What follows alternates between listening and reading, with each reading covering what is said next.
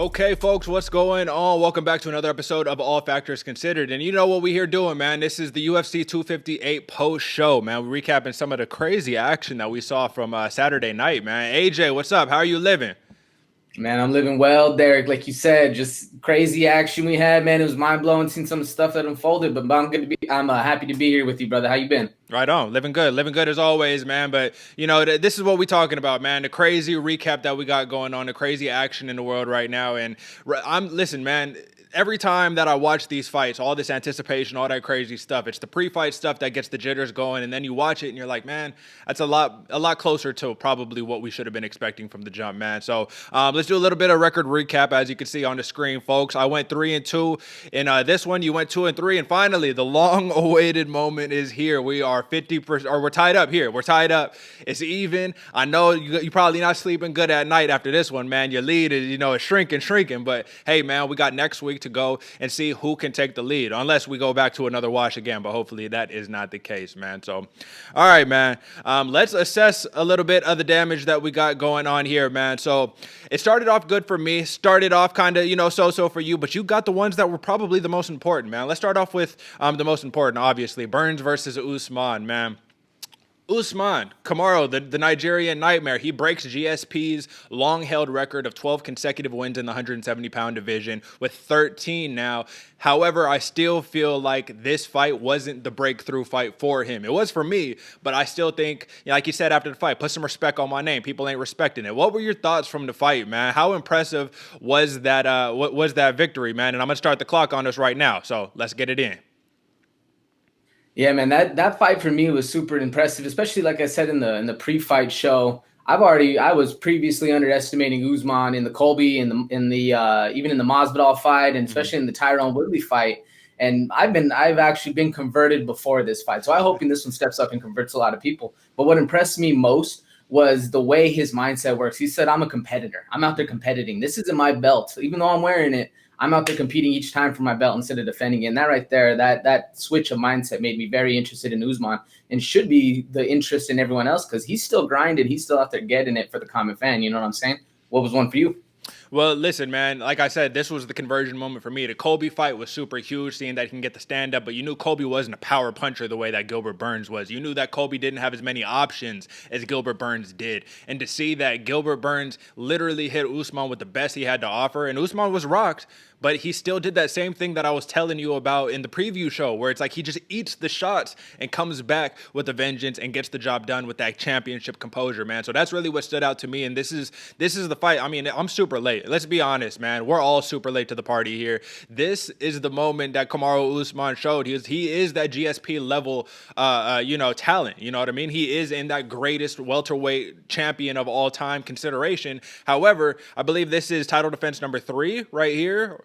Yeah, I think this is title defense either number 3 or number 4, but nonetheless, that's pretty high, man. To defend your strap that many times, you know what I mean? And to start adding knockouts to the title defenses, that's what's pretty crazy to me, man. So you got the pick right, man. And for a lot of the betting fans out there like myself, man, we was on the wrong end of the result this time around. But listen, Gilbert Burns as a live dog plus 220, you got to take that anytime, man. This in the first round, Usman could have been done. But interesting stuff nonetheless, man. Let's move on to the next one. So we both picked Maycee Barber in this one, dude. And Maycee Barber versus Alexa Grasso, man, out of Mexico. Listen, man, Maycee Barber, I want your thoughts on this one first and foremost. She's throwing full-on 1-2 kind of feints to like measure distance from like 5 feet away. What was your thoughts just going into that? Do you think ring rust played a big part in this one?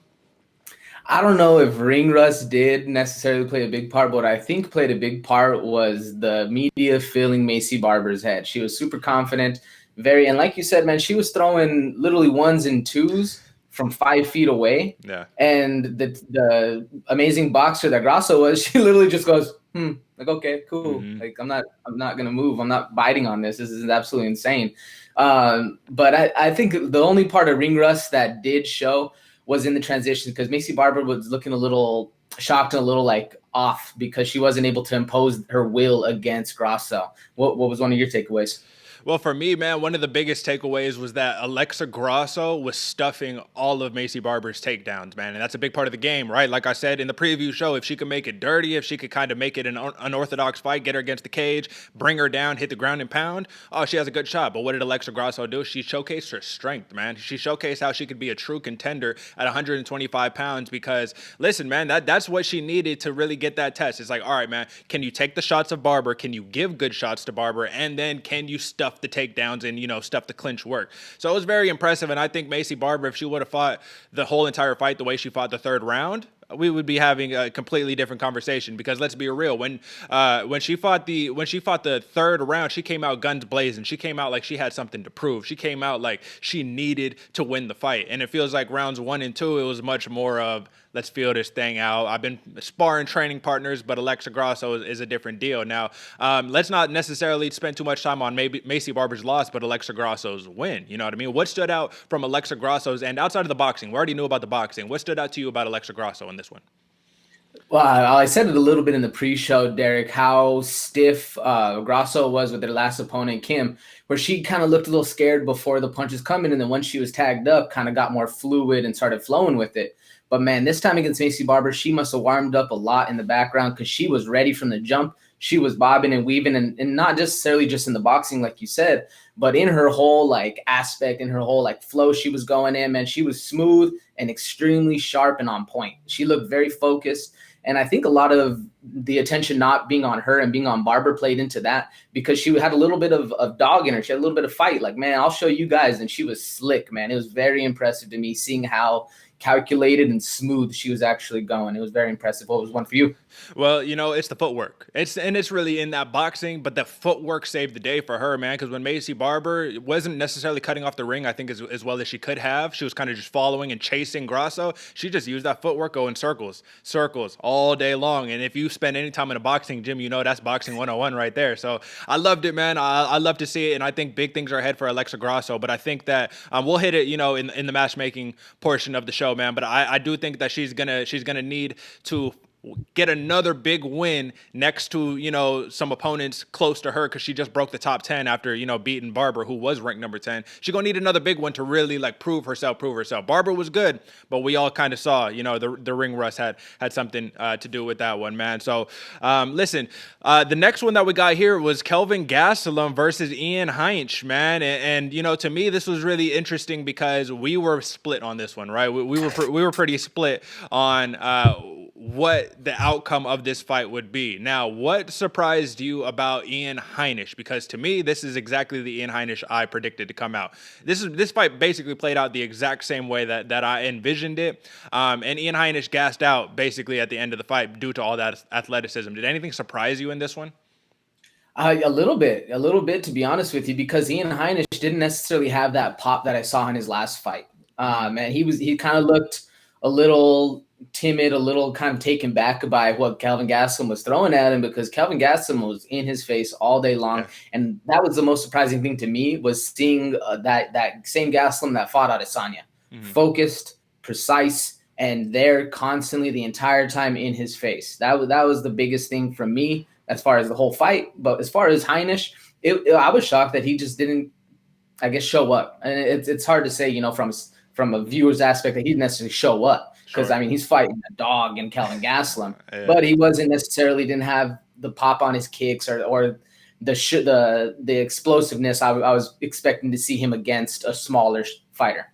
Yeah, no, I mean, I agree. And it comes down, so Gastelum wins decision, and the scorecards read 30-27, 29-28 times 2. So, I mean, in one of the judges, in their mind, this was a shutout. This was a complete shutout. And I think that Ian Heinisch, I really believe that his downfall is that explosiveness out the jump. I think that if he can, compose himself to be like, all right, we're going to sit back and we're going to use the timing, you know what I mean? He had Gastelum in a couple bad spots, but Gastelum is such a veteran, dude. He's seen it all, done it all, that he wasn't really in in a terrible spot. You know what I'm saying? So ultimately, man, like I said, when you messing with the big dogs like Kelvin Gastelum, he had his back against the wall. He even said it himself. He was like, I feel like I'm fighting for my job at this point, man. You can't count those guys out, man. This is a dude who gave Israel Adesanya 5 rounds, who made Izzy say, I would die in this cage if that's what it takes to beat you, Kelvin Gastelum. So this is what my big hope to kind of close this part out. I just hope that Kelvin Gastelum can keep on his winning ways and he doesn't turn into that gatekeeper, because at 29 years old, ranked number 9, hopefully he goes up a little bit. I don't think he will after beating number 15, but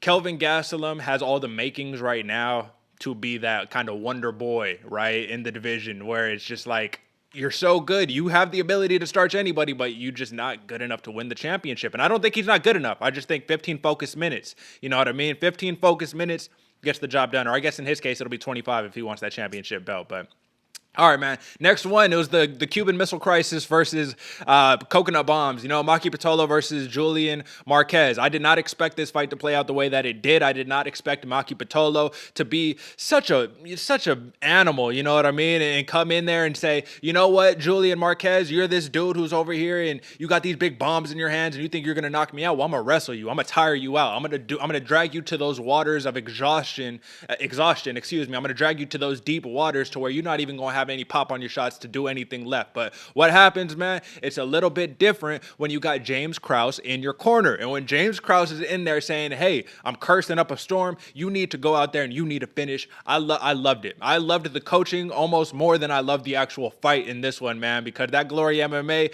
James Krause coaching is no joke. He's a motivator 100%, man. So, let's talk about Marquez first, man. What happened in the first 2 rounds? What do you think happened? This dude is all about the entertainment and Miley Cyrus call-outs and all this good stuff and, you know, podcasts with, you know, porn stars and all that. But, like, what happened in those first 2 rounds? Man, I think he was just caught off guard. He was expecting what all of us were expecting. He was going to swing it out with coconut bombs. You know what I'm saying? He wasn't necessarily expecting a wrestling match. He wasn't expecting Maki Pitolo to be shooting the whole time, pressuring him against the fence, man. I think the mutual agreement in the sandbox is we're going there to throw some hands, not necessarily wrestle it out. And I think that pressure, that inconsistency that Pitolo showed in being able to switch it up really caught him off guard. And then he was actually able to be like, what? Like, what's going on? And Marquez didn't necessarily, I guess he might have planned for it, but he wasn't expecting it. And I think that's kind of what happened in the first 2. And then finally, once the fight started to go longer, Pitolo gas tank ran out, like we were talking about before. And you even saw Marquez was breathing heavy too, man. It was a gasser of a fight. And I think going through the whole thing and actually the pace and that had all the way into the 3 rounds was what led Marquez to be taking an anaconda choke, and as well as the excellent coaching from the side, having your ear, you know, ringing the whole time. What do you think? Well, listen, man, I once again, I do kind of think we have to go hand in hand with that. I've been off for 1,000 days. You know what I mean?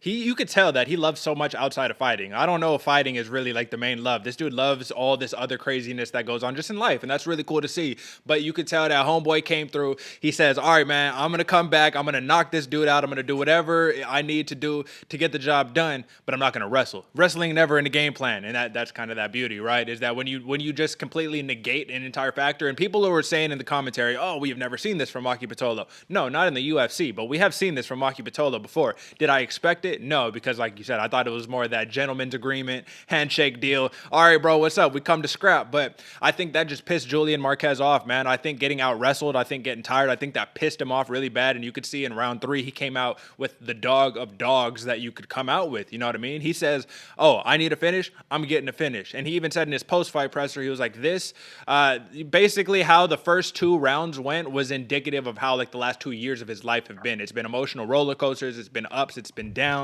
But nonetheless, man, I really do believe that at the end of the day, man, Julian Marquez is a name that's going to stick around for a while. If he can continue to be active, you know what I mean? If he can continue to keep up his winning ways and do all of that good stuff, man. Listen, 7 knockouts in what? I think it's 10 fights now. Or it was a submission. Actually, I take it back. It was a submission win. So let's talk about that really quickly, man. Did you expect that? Did you expect that whatsoever?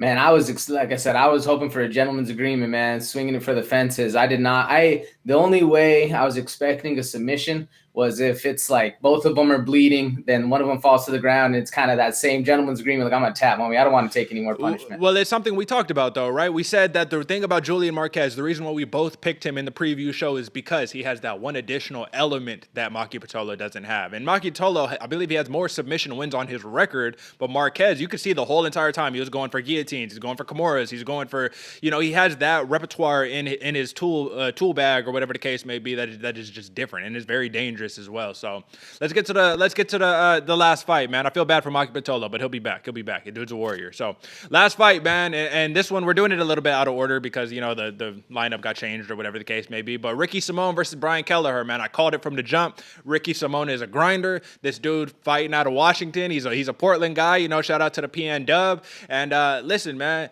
at 145, hydrated. Are you going to give a wrestler even more weight to allow them to get that cardio up and do that, man? We should have known from the jump. Brian Kelleher didn't expect elbows out the gate. He didn't expect the clinch work. He didn't expect just getting stormed upon, which he should have, because that's the name of the game for, Ricky Simón. So what does this say about Ricky Simón? I'm currently writing a piece right now, my 3 takeaways from UFC 258. So folks, check that out on allfactorsconsidered.com in this upcoming week. But one of the things I talked about is that why is Ricky Simón not ranked in the Bantamweight division right now? Why is he not ranked? What's going on here? You know what I'm saying? Like, legitimately, dude, I mean, obviously, this fight, they went up for featherweight for this one, you know what I mean? But, like, this dude is, he's on a run right now. He's 3 wins in a row, you know what I mean? He's showing that his pace is Bilal Muhammad-esque, you know what I mean? Where people just can't handle it. What are your thoughts? What are your thoughts on that? Man, I'm actually right there with the majority of people. I wasn't a big Ricky Simón fan. You know what I'm saying? I knew of him. I knew, who he's fought. He's a great fighter. He's a dog of a fighter. Like you said, man, he's a grinder, and he's going to constantly be in your face. But I think it comes down to KO strength as well as media influence. Because I picked Kelleher, man. I thought it was a pretty. It was up in the air, pick him up a fight. But I picked Kelleher in my mind constantly. Just I didn't give Ricky Simón a shot, man. I won't lie. And I was very surprised because he looked good and he looked on point. And like you said, you give those 10 extra pounds to a fighter, he's a little more comfortable at his weight class, and it's against another bantamweight who's also going up. So somebody he can fight already, man, it was very impressive. And I think why he's not on notice is because, 1, he's not necessarily much of a talker, and 2, since he's a grinder and not necessarily a finisher, it just leads to lack of influence in the media. I think really what comes down to it. What about you? Well, listen, man, I think this is kind of the same reason like why Michael Chiesa doesn't necessarily get like the praise that he deserves. He's still not necessarily in consideration for a title shot even after he just starts Neil Magny. And it's the same thing with Ricky Simón, except at least Chiesa is in the rankings, man. That's all I want. Don't give the man a title shot. Give Simón number 15 next to his name at least. This is my proposal. Casey Kenny is ranked number 15 at 135 right now. He's fighting number 11th ranked Dominic Cruz next. I think it's in just a couple months or whatever the case may be. So what happens is this. If Casey wins, all right, you put Simón in. Oh, excuse me. If Casey wins, you put Simón in at 15. If Casey loses, Simón leapfrogs him at 15. I think that's the best way. I think that's the only way that we can really get it done here in this one. And the reason why is because if this dude is, he's 6-2-0 in the UFC right now. Dude's only got like 3 losses on his entire MMA record. And in his last 10, he's like 8-2. So come on, give my man Ricky Simón some love. I know he's a grinder. I know he's not the biggest talker, but give my man some love, man. So listen, that was our assessment of the damage. Great night of fights. Great night of fights. I just want to point out one more right before we move on to the matchmaking portion, man. This is one that I called out, man, and it was almost like this one was predetermined. It's almost like there was a formula to this. But Polyana Viana versus Mallory Martin, man, the submission specialist, the finisher, the one who, I think it was, let me see. Polyana Viana is now 12-4-0, but she was 11 of her wins all by finish, man. And what does she do? She comes out. Mallory Martin slams her on the ground. And what's the one thing you never do against a BJJ, a 21-time BJJ state champion in Brazil? What's the one thing you don't do? You don't put them on their back in open guard or closed guard like 30 seconds into the fight when you're both dry, because that's how you get armbarred, and that's how Mallory Martin got armbarred. So listen, man, Viana needed this. She just snapped a 3-fight losing streak, and Martin, she needs another win to kind of get back on track. But this was a really great fight, man, and we had some great BJJ exhibitions. Same way with Rodolfo Vieira getting subbed by Fluffy, Anthony Hernandez, man. Let's just hit that one really quickly, man. Hernandez was a plus 320 dog, man. Rodolfo Vieira, I actually have a stat for you. Check this out, AJ. The stat is this. This is the first time at ADCC, which is the Abu Dhabi Combat Club, I believe was is what it's called, but it's a BJJ rolling club. This is the first time the 80cc gold medalist loses via submission in the UFC ever out of 121 total fights. That's just pretty appalling right there. You know what I mean? Like, this is the first time ever. So Rodolfo Vieira, he even just went, I just read it right before we hopped on here. He said on his Instagram that he has no explanation for why he got so tired in the first round. He says things don't always plan out the way that we want them to, but he's very disappointed because his child was there, even though it's a baby. He was like, he didn't want to see my son see me lose. You know what I'm saying? And his grandma just passed away, so he said he's mourning from that. Listen, man, excuses is excuses. We didn't want to hear that. You got tapped out. It was a fatigue tap, you know what I mean? Dude got gassed out. He tapped out because he said, I'm just tired, which is what we said. One of the worst feelings imaginable must be being exhausted in a closed, locked cage against somebody who wants to take your head off. That's got to be one of the worst feelings ever, man. So that's enough of that, man. You know what I mean? That was our assessment of the damage, folks. So let's keep it pushing, man. Let's hit a little bit of matchmaking here, man. So what I want to hit on first and foremost is this. So we're only going to talk about a couple of winners here, right? Run through this main card really quickly and just, you know, I'll throw out a couple people that I like. Maybe you throw out a couple people you like. Let's start off with Kamaru Usman. I think this is one of the most complicated ones that we have on our hands right now, simply because this dude has basically cleaned out the division. You know what I mean? This dude is basically he's dominated and beaten number 1, 2, 3, and 4 in the welterweight division right now. So my thoughts are this. If Usman just knocked out number 1 in Gilbert Burns, he knocked out number 2 in Colby Covington, he dominated Street Jesus, Jorge Masvidal at number 3 for 5 rounds on 6 days notice, so that's a little asterisk next to it, and then he dominated Leon Edwards at number 4 back in like 2015. So at this point, I think it's rematch or jump up to 185 for me. So Edwards rematch, if he gets a very impressive win against whoever they're slated him to fight next. It could be Colby Covington since Hamza, he had to withdraw due to COVID, or maybe even Street Jesus number 2, simply just for the money so Usman could get paid, or the winner of whoever is going to be defending the 185 strap next. Maybe Adesanya's next title defense if he loses to Blachowicz, or if he wins and vacates the title, maybe go up for that one. What are your thoughts? Who are some fights you want to see? Personally, me, and if I was Usman's manager, man, I'd be going for that Street Jesus fight, and I think that's why he made that call out in the end, and why he's being so passionate about it, is because 1, the money's there, as well as 2, the street fame is there. You know, you take out Jorge Masvidal, you take out the BMF once, really good, but you had that asterisk 6 days notice. You do it twice, give him a full camp and stop him, man, that's a statement. Now, another thing, like you said, he did clean out the whole division. You don't want him to be running through, like I was watching a piece earlier where they're saying number 2 through number 10 are all not wanting to fight each other because they don't want to fight the real champ. So why not move up? Why not fight an Izzy? Fight a Blachowicz? Fight anyone that you can. I said Blachowicz. I'm a 205. I mean 185. Fight anyone that's actually gonna draw more of a name and solidify your fame in the fandom. What do you think? Well, yeah, I agree, man. At this point, like I'm saying, like Usman, it's not you're the champion. You're one of the best at this point. Now it's about the money. We've got to be honest, man. Now you got to start taking them money fights, man. The legacy is great, but the UFC champions are not getting paid that miraculously well, especially when you're a decision machine like Usman is. Hopefully he just rewrote his narrative after this last fight at UFC 258, but ultimately, man, he's a decision machine. So I think that the Masvidal fight makes a lot of sense for the money, and I think that that's when you start saying, all right, well, why don't I just fight Nate Diaz next then? You know what I mean? If we're talking 170, if we're talking money, right? Nate Diaz, he's saying he wants to cut the line for a title. All right, let's line up a Nate Diaz or something like that. I think Usman wins all of those fights, whether it's Edwards, Masvidal, or Diaz, due to just the control and the pressure and the composure that he has. But interesting stuff, man. How about for Alexa Grasso, man, in the women's flyweight division? This is something that I had to wrap my head around a little bit more. And there's 3 names that stick out to me.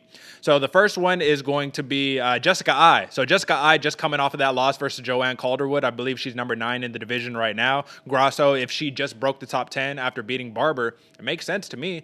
Jessica Eye is another staunch competitor, somebody who is kind of, I don't want to keep throwing this word around because it'll become meaningless, but more or less gatekeeper, right? You know what I mean? At one time, she had title implications for herself, but at this point, man, losing these fights against some of the middle of the pack, in terms of the rankings, it's not looking good. So Jessica Eye is one of them. Do you have any of them right now? I would say it's another, and like you said, gatekeeper type person, man. Either Jessica Eye or maybe even a Lauren Murphy. somebody that's kind of been around a while. I know Alexa Grasso trains with a lot of bad people, so man, she could even bang it out with some of the best of them, even like a Chukagian, someone who's really good on the feet. But I personally, if it was me, I'd go under, 5 to 10, somewhere Jessica I, Lauren Murphy around their area.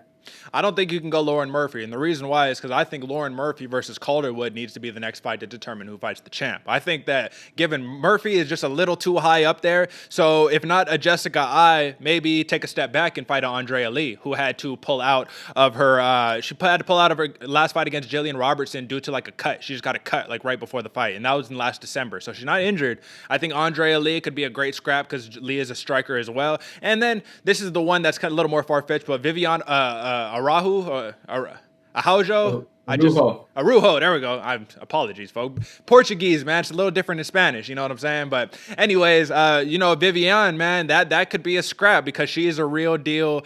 She's a bruiser, man. And the submission skills plus the striking plus the power, I mean, it would be Macy Barber 2.0, more or less, you know what I mean? Just like another level above. So interesting stuff for Grasso, man. But nonetheless, she's definitely a competitor, man. How about Gastelum, man?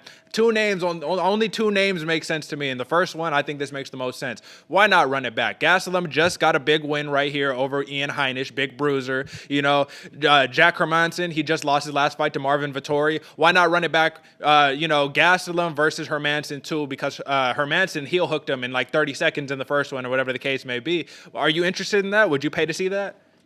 One, yeah, but I'm a little hesitant on it. I won't lie to you, because is Jack the Joker that draw that Kelvin Gastelum want to see?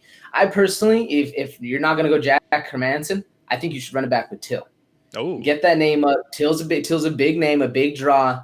Or another good one would be Marvin Vettori, steal that head of steam. You know what I'm saying? Like I'm stopping young guns coming up. He can steal that kind of steam and then go from there. But man, I do think running it back with Till kind of, for me, for the fan, that'd be an exciting match. I haven't seen Till in a while, and I think that'd be a good banger. And he's ranked number 4 in the division right now, right above Marvin Vettori. So that would be interesting. That'd be interesting because their last fight resulted in a split decision where Till won the fight. So there's a lot of options for Gastelum. Now, the other one that's a little more far-fetched, man, call Big Mouth. Someone pulls out, call Kevin Holland. Get him on the phone, bro. What's up? What are we doing? Kevin Holland come in versus a Kelvin Gastelum. That's more or less a Izzy versus Gastelum rematch right there, except probably not as much, the ground threat from Holland or whatever the case may be. But I think people are forgetting about Kevin Holland in this equation. I think he's going to enter that top 5 this year, man. As long as we can get him booked up for a fight, you know what I'm saying? Get the man a fight. Let's call Big Mouth. Say less, man. What? Do you have any other ones, or is that cool for you?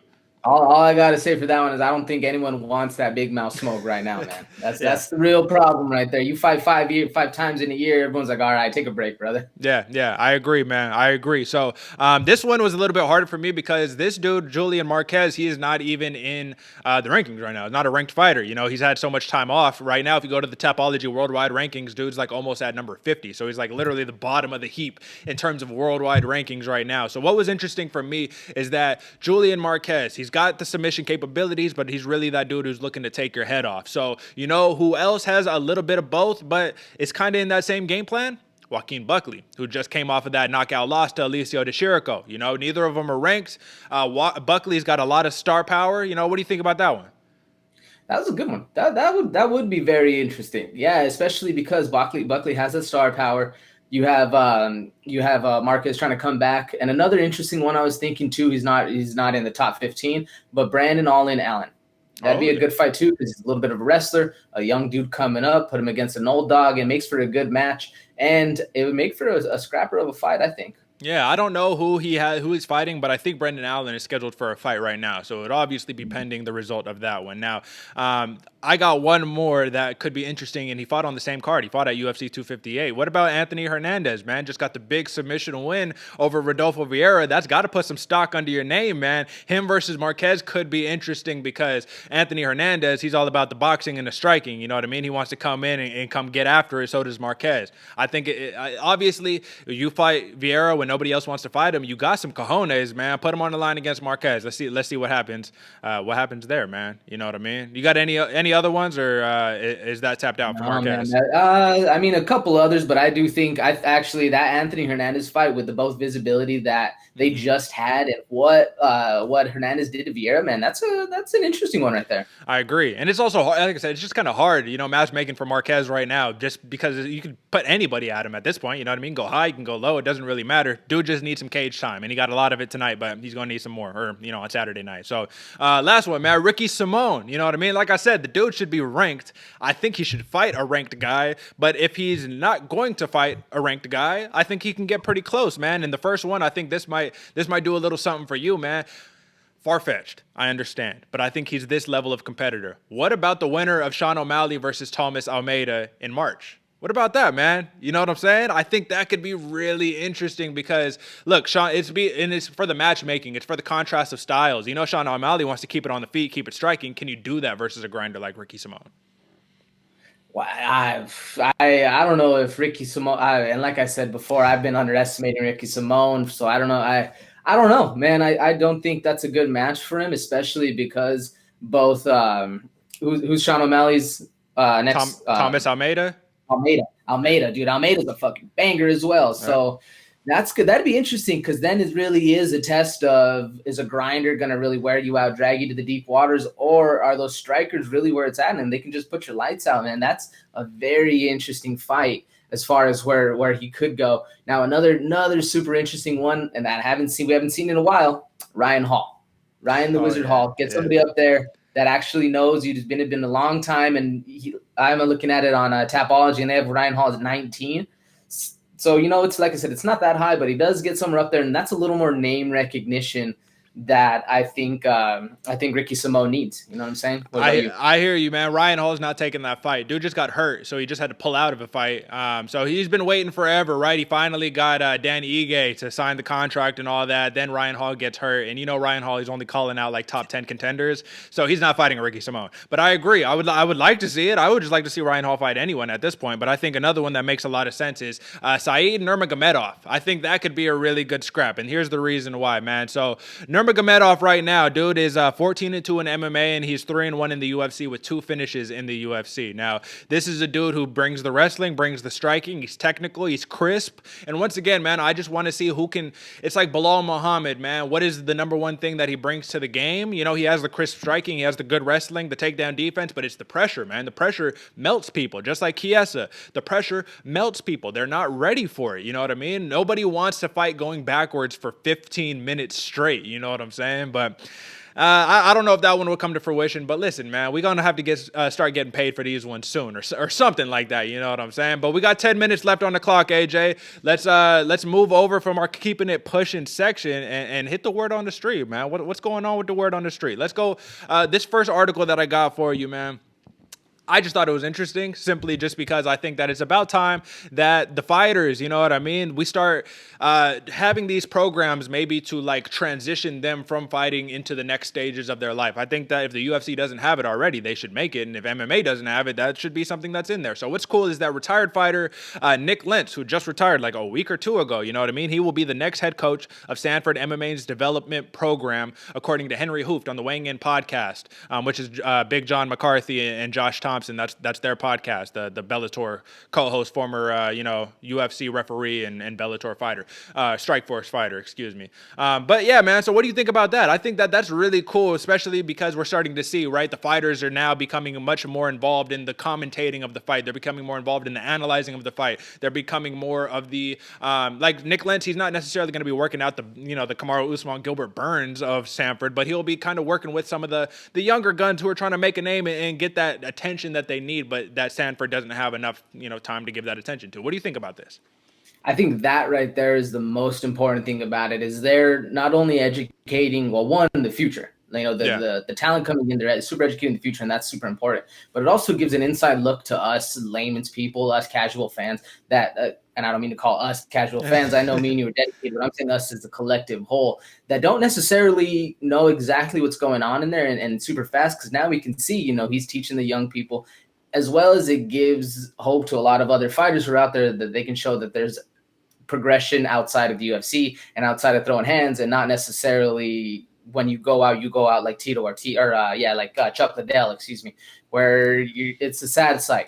You know what I'm saying? So that's good. It's happy. It makes me happy personally. Yeah, I agree, man. I think that this is a big win. I'm starting to like more and more Sanford MMA. You know, they've always been a popular gym, you know what I mean? But now that there's been so much spotlight on them and they're kind of talking about how Henry Hooft, man, he's a great guy, you know, just listen to him in a conversation, man. Dude's like, yeah, man, you know, for this one, he was all like, I don't want to get involved. The fighters respect that for Usman versus Burns, and the best man will win. I'm not a dude who teaches X's and O's. I teach more kind of stylistic type stuff, you know what I mean? He just seems like a dude who's like, I just want to see these guys win. And how can I be mad at having two dudes coming out of my gym fighting for a championship? How could you possibly be mad at that? So, you know, shout out to Sanford MMA. Now, this next one, it just happened and it impacted UFC 258's main card, man. Bobby Green, he collapsed after weighing in at UFC 258 due to air pockets in his lungs and kidney failure, according to his IG story. Now, this is his 10th withdrawal from a fight in the UFC, but his first since 2018. And this is the time-tested debate of weight cutting, man. You know, John McCarthy, he just said, you're kind of playing Russian roulette with them, man. One of these days, someone is going to die from cutting an excessive amount of weight.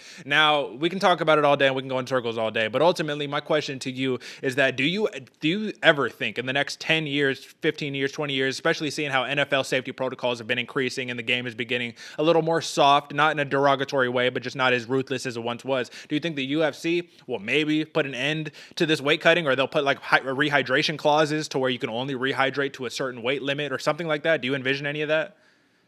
I mean, as a safety measure, I hope they do, because man, you're literally like, people die from dehydration and starvation all the time. Like literally, it's a thing. And man, when you have air pockets in your lung, you have kidney failure. That's no joke, man. People die from that. Now, two, we heard it on the broadcast. DC, one of the longtime fighters, longtime wrestlers, he was like, man, it's just part of the game. Everybody does it, and it's right. You know, you do. It's legal cheating. Yeah. It's gonna be there. It's hard to say. So I wish they would do it, but I don't think the fighters are necessarily gonna want to, because man, everybody does it. So if you fight somebody above you, you know, it's crazy amount of weight difference. And I hope they do, but I actually don't see it happening, especially because it's such a long held tradition.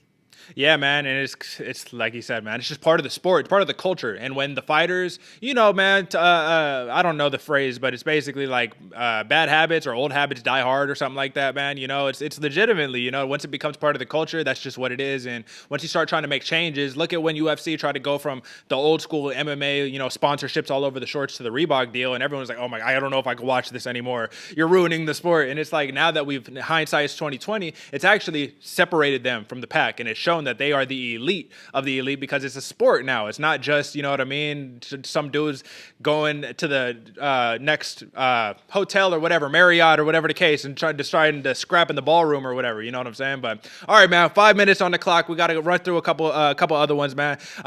So this one that I got next, man, this is Corey Sandhagen. This is a quote from him. He says, I think I should be the next one fighting for the Bantamweight title, but if we need to eliminate another option, which is TJ Dillashaw, I'll fight TJ, and then I'll fight for the title too. So that's his statement on the possibility of TJ cutting the line, which I talked about. Could definitely happen in the UFC. You know what I mean? Anything could happen in this game, man. So my question to you is that two questions. One, how much do you respect Corey Sandhagen's mentality just going into it? And two, should he have to beat TJ for the title? Dude should already earn the title. You just flying need Frankie Edgar into oblivion. What are we talking about here? What do you think? Well, there's like you said, there's two parts to this question, Derek. Because one, as a fan, and I respect that, man. You want to go take on TJ Dillashaw, TJ Dillashaw, man. That's absolutely insane. Like he's very dominant, man. Like crazy that Sandhagen would want to do that. Two, he shouldn't have to, because man, he just absolutely put a hole in Frankie Edgar's face. But the big thing for me is, why is Corey Sandhagen calling out people that he shouldn't need to call out? He just gave somebody else shine again, man. He just did a Sandhagen again. You know what I'm saying? He didn't learn from giving Aljo the shine, so now he had to give TJ Dillashaw the shine, which he should have to, you know, fight somebody back and earn his way up after you get popped for peds. Now it's crazy to me that Sandhagen would do that, but I gotta respect it, because that just means he's willing to throw hands with whoever, and it doesn't matter the case. So two sides to that one for me. I agree, man. And I think that Corey Sandhagen, while I respect it, I kind of agree with you. Is like, why are you giving the man shine? But on the other hand, I think he's playing it smart, man, because I think he's saying, look at what's happening to Charlie Olives right now. He's turning down everybody because he wants to fight for a title. And I think that's kind of like doing him a little bit, it's not doing him any justice, man. It's kind of like putting him further back in line for the title shot instead of just being like, all right, whatever. You putting him in front of me, I'll take him out and then I'll fight for the title. I think that's part of the brand building Corey Sandhagen's doing, is to become that name that like people want to see fight for the title. If he's just like, oh, I respectfully, I don't want to fight TJ, I'd rather fight, nobody wants to hear that. But when you hear a dude say, I'll knock him out and then I'll, winner of Jan versus Sterling gets knocked out by me in July, what's up? That's some of that he needed, man. So give me just short answers on these ones, man. We got 2.5 left on the clock. So Bellator made some big news, and some big moves over the past weekend. At a press conference on February 9th, Scott Coker and Showtime Sports president Stephen Espinoza announced that Bellator will now exclusively air on Showtime TV beginning at Bellator 255 on April 2nd. This is big news for Bellator because they've been on CBS, they've been on Paramount, they've been everywhere. Nobody cares because you don't know where to tune into. Now that they got a home at Showtime, similar to how UFC had a home at Fox and now has a home at UFC, do you think Bellator is going to start going through the roof, man? I'm not going to lie to you. I've been watching a lot of LFA fights and things of that nature, man, and the production is pretty damn good, damn near rivaling Bellator, and it's just LFA. So hopefully this is big news. What do you think?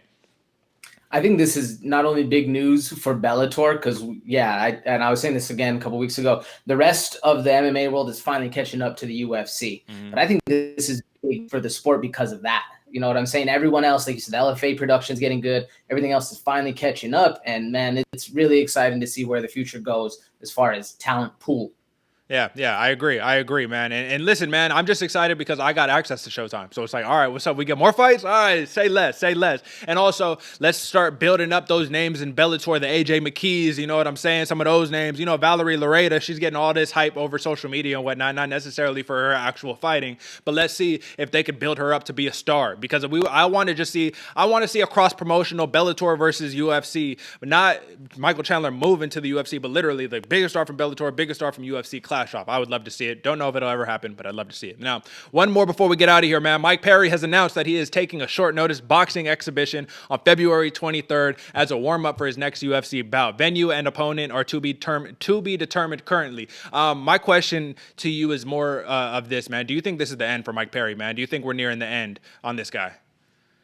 I think if he gets finished, we are. Yeah. You know what I'm saying? I definitely think if Mike Perry doesn't show up and doesn't prove to be who we expect Platinum Mike Perry to be, that crazy brawler, that like big maniac, that star that he was, I think this is leaning that way towards the end. What do you think? I agree. 10 seconds left on the clock. I agree because Mike Perry, man, you getting trained by your lady, you doing, pads on her booty and things like that. This is the beginning of the end for Mike Perry, I believe, especially when you focus on boxing and all that. But all right, folks, that's the time. That's all we got on this week's post show, man. AJ, it's been a pleasure as always.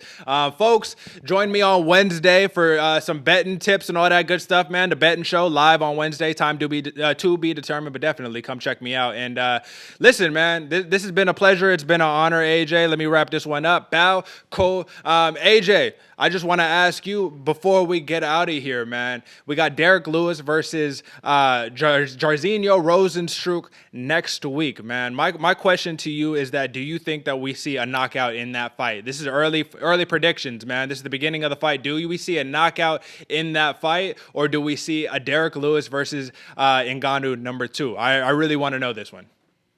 Man, I'm gonna make a prediction early. I'm saying KO round 2. I'm not gonna say who yet, but I'm going KO round 2. All right, I'm going the opposite, man. I'm going Derek Lewis versus Ngannou number 2. I think we're seeing a snooze fest because these are two power hitters, and we know what happens. But listen, we got a lot of time to break all that good stuff down. I just wanted to get that early prediction on that to see what we thinking, man. I think nonetheless, it's gonna be some great straps. And until next time, folks, that's all we got. Peace out.